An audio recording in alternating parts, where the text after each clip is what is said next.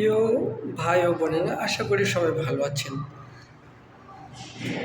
বন্ধুরা, আপনারা যারা রয়েল আর নসিব কোম্পানিতে দীর্ঘ অনেক দিন হলো অপেক্ষায় আছেন যে কুয়েতে আসবেন, অবশ্যই রয়েল আর কোম্পানি, নসিব কোম্পানিটা অনেক ভালো কোম্পানি। এটা অনেক সুযোগ সুবিধা আছে, যেমন এককালীন হিসাব নিকাশ আছে, প্রতি মাসে বেতন পরিশোধ করে, কোনো ঝামেলা নেই এবং ভালো আছে। এটা তাদের হসপিটালে কন্ট্যাক্ট রয়েছে, 8 ঘন্টা ডিউটি দেয়, 75 টাকা বেতন, খাওয়া নিজের, মোবাইল খরচ নিজের।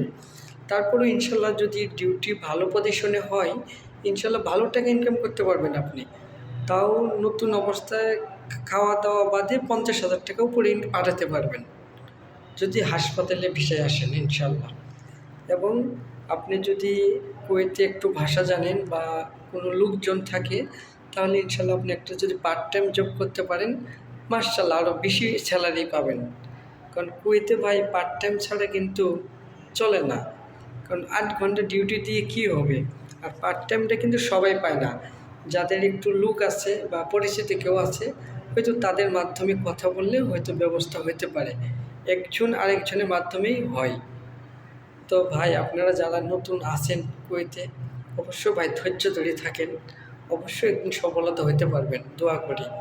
কারণ আপনি 7 লাখ 8 লাখ টাকা খরচ করে কুয়েতে আসছেন ক্লিন কোম্পানিতে, কী করবেন ভাই? ধৈর্য ধরতে হবে, অবশ্যই একদিন সুখ হবে ইনশাল্লাহ, দোয়া করি আপনাদের জন্য।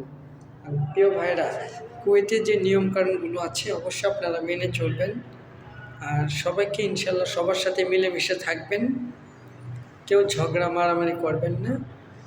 অবশ্যই আপনারা 5 ওয়াক্ত নামাজ পড়বেন, মা বাবাকে সেবা করবেন। আর আরেকটা বিষয় বলি, আপনারা যারা বিদেশে আছেন অবশ্যই আপনারা নিজের অ্যাকাউন্টে অল্প কিছু টাকা হলেও জমা রাখার চেষ্টা করবেন, তাহলে ভবিষ্যতে ইনশাল্লাহ কাজে লাগবে।